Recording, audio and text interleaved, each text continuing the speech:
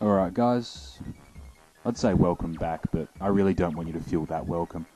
This time around we're playing through what is technically the third island, or retro island as I like to call it, with playing as Plok's grandfather. I've actually done a really nice job with the, well I suppose making it look and feel like it's, 50 years or however long further back than the original set of levels were. It's all in, grayscale. You'll notice earlier that if you pause it, you get a nice little intermission screen rather than a pause screen, which is a nice throwback to the whole theatre things back then. It is, however, quite a short, easy set of levels. We've already finished the first one right there. As we go around searching for the buried Plok amulet. Or Legacy Island, like I said, I prefer to call it Retro Island. It's really quite similar to the first set of levels on Cotton Island. More so than the third. Gotta love that razor blade power-up, at least for the movement speed it gets you. Yeah, like I said, very short levels on this one. Pretty easy. Who the hell buries... No, I think that's actually a parsnip. Okay, who the hell buries a parsnip under a pile of dirt that big?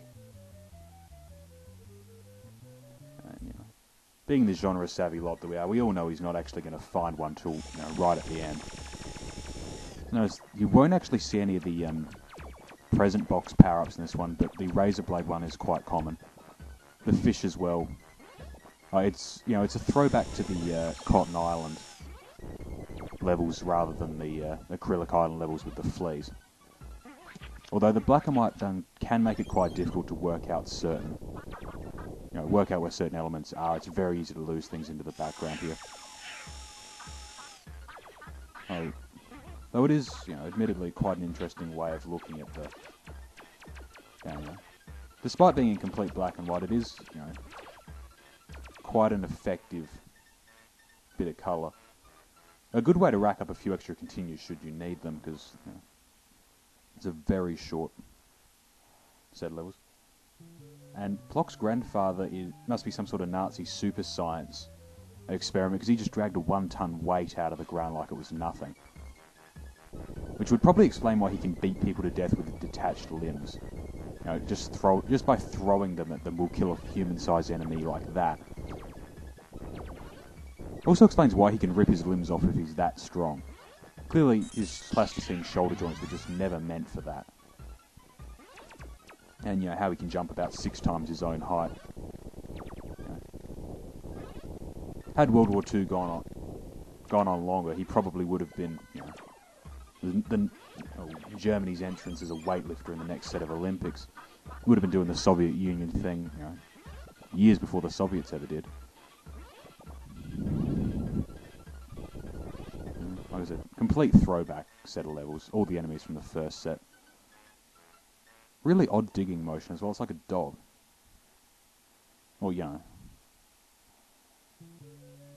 how do you not realise you've buried your goddamn shoe under that much dirt? Okay, so the amulet is in fact a family heirloom. I've actually forgotten about that.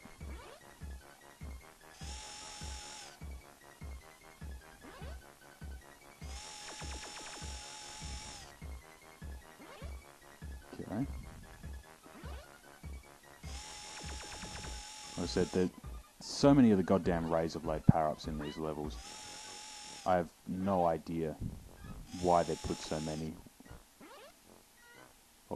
Or anything at this point. I've given up trying to understand this game except as some sort of Dadaist's. I'm beginning to suspect it is white supremacist propaganda as portrayed by complete Dadaist surrealism. Because it's the only thing that... It's the only way the complete lack of sense can actually be made to make sense. And like I said, Plok's grandfather is... super science experiment, Aryan super soldier strong. And it kind of scares me. Another log trail level, they're goddamn everywhere. If he was Canadian... if he was a Canadian lumberjack, he wouldn't have problems with these logs, but he's clearly not.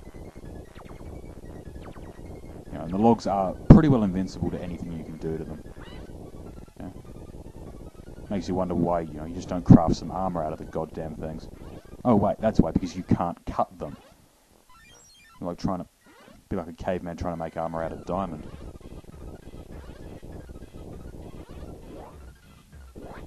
So yeah, like I said, continuing the throwback theme, we got the old set of enemies making a return.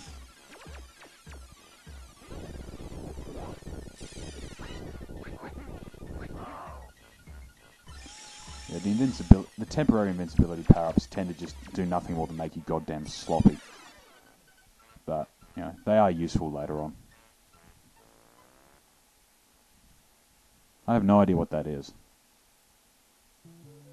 I cannot for the life of me, work out what the hell that's supposed to be.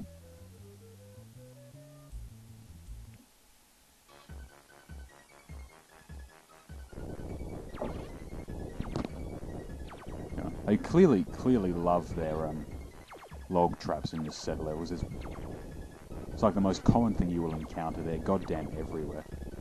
Once you're used to where they have a pattern, or they have a pattern on where they drop, so that once you're used to it, it's quite easy to dodge them.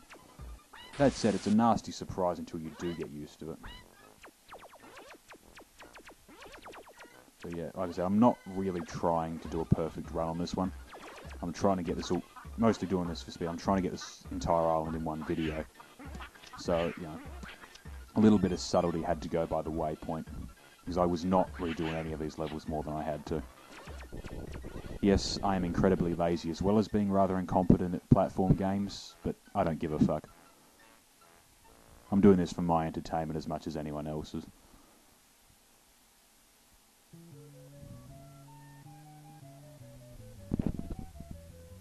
I think this may actually explain why there's only two Bobbins brothers in the present world.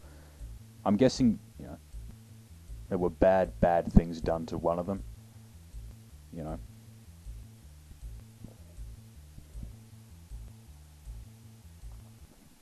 Yes, I'm thinking that if Plok didn't kill the loudmouthed one, Irving, his brothers probably did.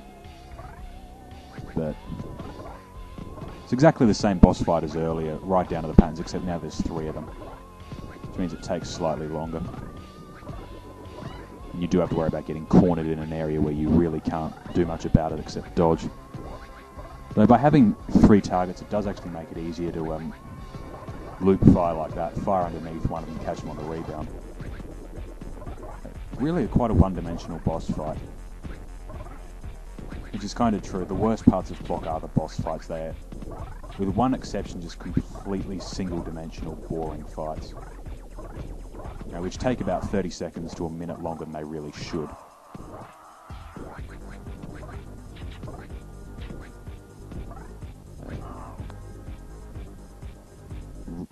I still can't get over what the hell those things look like.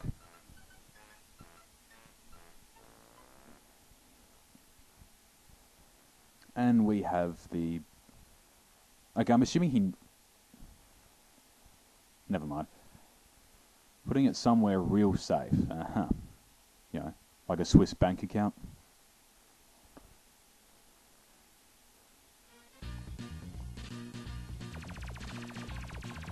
And that's pretty much the... I'm not sure whether you consider that the second or third island. I mean, you finish it before the other one, but you start it afterwards. I'm just going to call that the third island. That's one slow boat.